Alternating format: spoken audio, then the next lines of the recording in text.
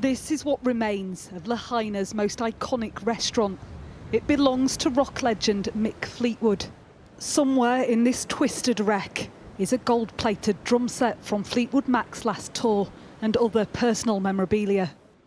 Mick made Maui his home 25 years ago, but this week watched in horror as the island became the scene of the worst wildfire in the United States for more than a century. These hills were ablaze and I wasn't there, so. He was in LA visiting family when the fires hit, but chartered a plane to return with relief supplies.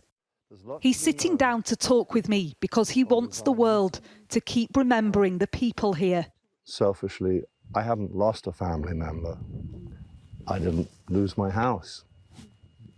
It could have happened, but it didn't happen. So you immediately go like, I'm really lucky. Now what the hell can I do? For 11 years, Mick has owned Fleetwoods on Front Street. Locals talk fondly of seeing the legendary rocker jamming out.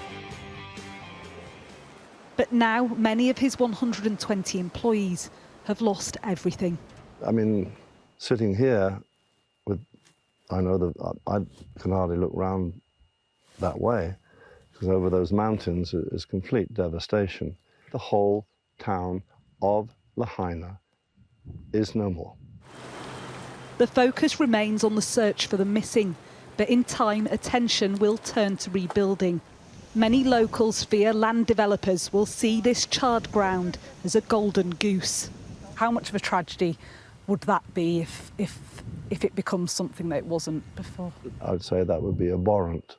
I would be out there waving a flag saying there has to be a holistic version of this. The thought of it becoming some form of playground with no reference to the dignity of that town would be, to me, would be abhorrent. Attention is also turning to the cause of these fires and whether this level of destruction could be prevented in the future. Climate scientists have said that the increasing extreme weather is leading to more disasters like this. Yeah, I think there are always lessons to be learned, and they're all about personal experience and a quiet reverence to keeping our eyes and ears open to the world that we live in, and then for too long not living with the continuum of regret. Mick has yet to return to what the authorities are now calling ground zero.